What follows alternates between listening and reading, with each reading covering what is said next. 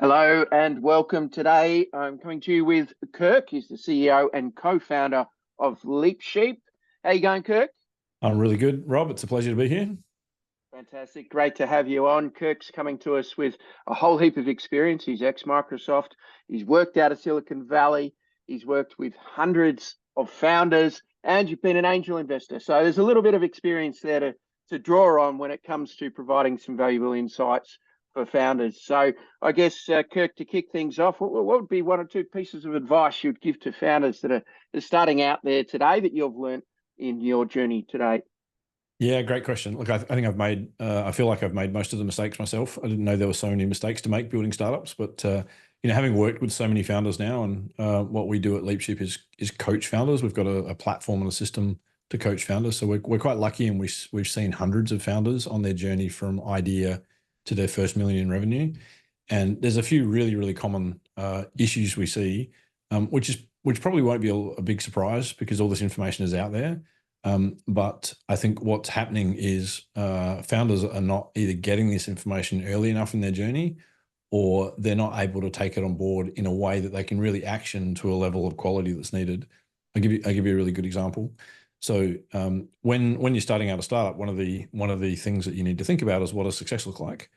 And given that a startup is a high risk venture, you need that definition of success to be a lot more than if you were just starting a copy of a proven business model. Certainly investors are going to want to see a lot higher return. And one of the best ways to think about that is product market fit, which is a really common term that's out there. The challenge with product market fit is it's a term that's not really well defined out there.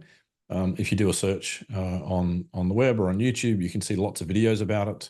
You'll see lots of different opinions on what it is and what it isn't. And it's starting to get better. I've got to say, in the last year or two, it's started to get a lot better. But it's really important as a founder to have a really disciplined definition. And we like to say that disciplined definition is simply the number one marketing and sales channel is your current paid customer base. So you're originally going to have to market using some mechanism that works for your business, but eventually you'll reach a tipping point where your existing paid customer base becomes your number one lead generation engine. And that's what really drives your viral growth and that exponential growth. And so that's a really, really important thing. So in order for that to happen, you need sort of three things. You need immense satisfaction to not only create customers, but to create fans and advocates. You need to be able to generate that demand. So once you sort of reach that point of being able to create fans and advocates, and they start sending you their friends and family and colleagues, then you should start seeing that demand come. And third, you need to be able to do things efficiently. If you can't do things efficiently, obviously you can't scale a business. So it's important to have all three of those attributes to product market fit. But we find just not enough founders and not enough investors are demanding that companies get to this really disciplined definition of product market fit. And they're not necessarily looking to create goals that are leading indicators towards product market fit. A lot of them are chasing revenue, for example, as a way to measure success. And for a founder that's out there trying to determine whether they've actually achieved product market fit, what would be a couple of the things that you would suggest they either do or look out for?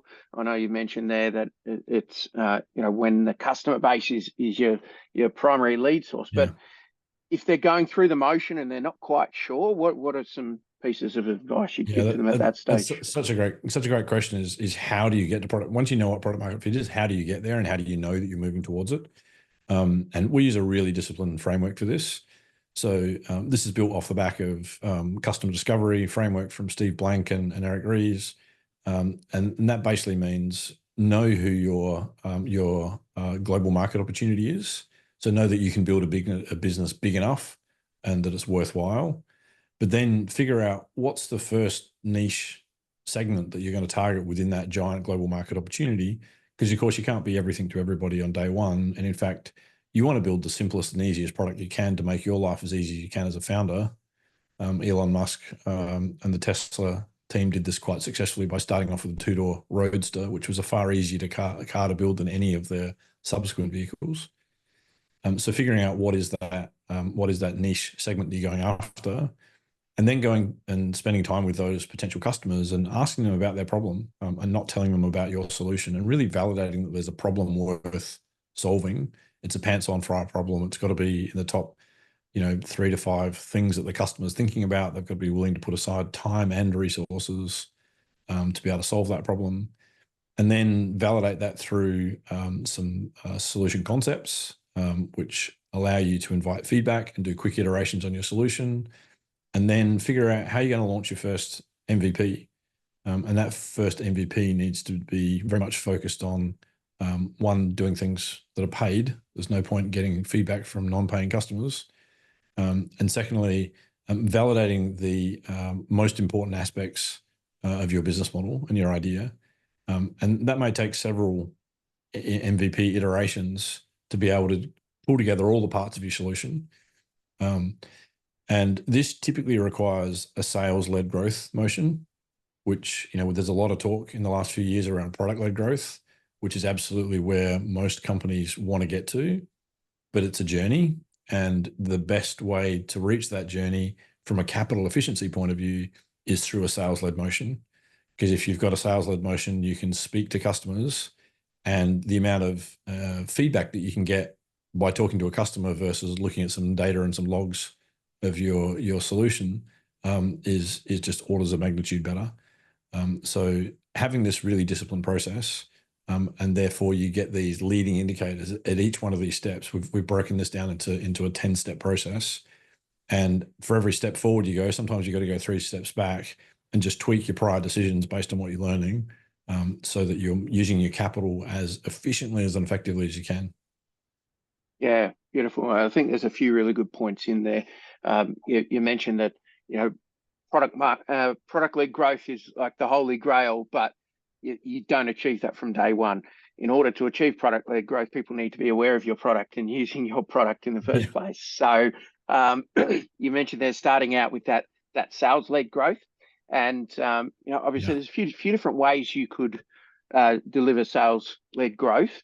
From your experience, what's been the primary or the most successful method of sales-led growth that you've seen? And I'll say for this market. So what I'm talking about there is the Australian market, for anyone outside Australia. But yeah, for the Australian market and your experience in this market, what has been that primary sort of sales-led growth method that you've seen consistently? Yeah, it's a great question. The media landscape is obviously shifting a lot. And it does depend on what industry you're in as to what the right sales motion is, and it depends on the price of your product, and there's lots of things that sort of go into answering that question. Things that we're noticing though that's not working, I think is just as important, is that the classic sort of approaches that you've seen from companies like Slack or Airbnb or Uber, where they've really done some great online marketing to market their brand. That is becoming harder and harder and harder. When they were doing this 10 years ago or more, the digital landscape was much less saturated from a paid ads point of view and just from a content point of view. So we're seeing people that are trying to follow those kind of approaches are not having as much success. What we're seeing that's being really successful is people using their personal brand.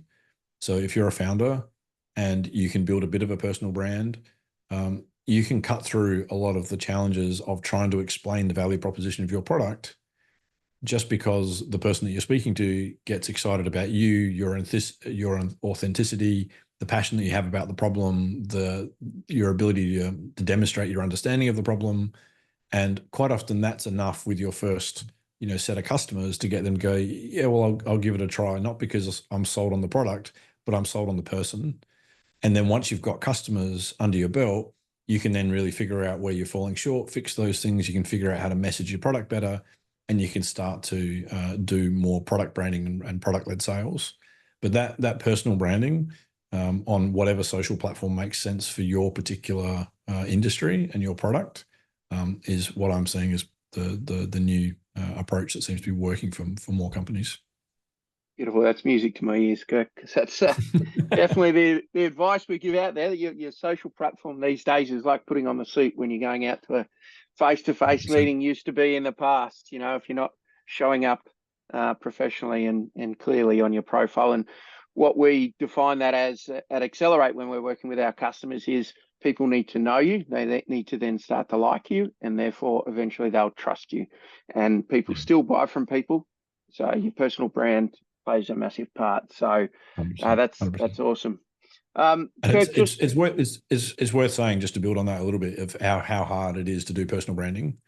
I know, I'm a shy introvert.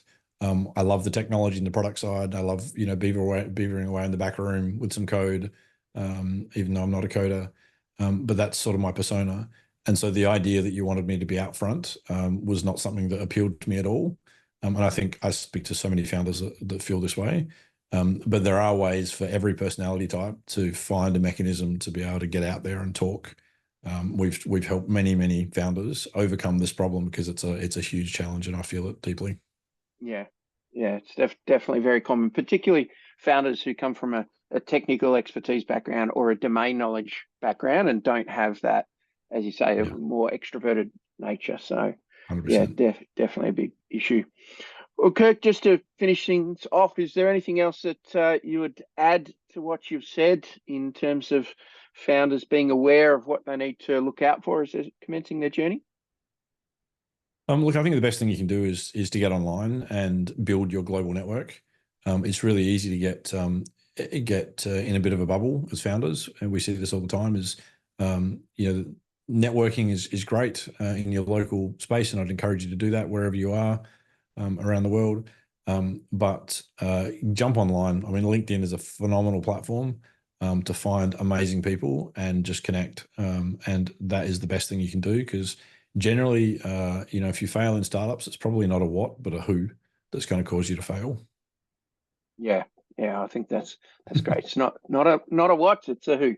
Yeah, couldn't agree more. Well, thank you so much, Kirk. It's been fantastic chatting with you today. I think there's probably a dozen or so really solid pieces of advice in that conversation. So, thank you so much Pleasure. for your time. Really appreciate you making the time today to have a chat. Pleasure. Thanks so much, Rob. Appreciate it. Thanks, Kirk. I'll see you later.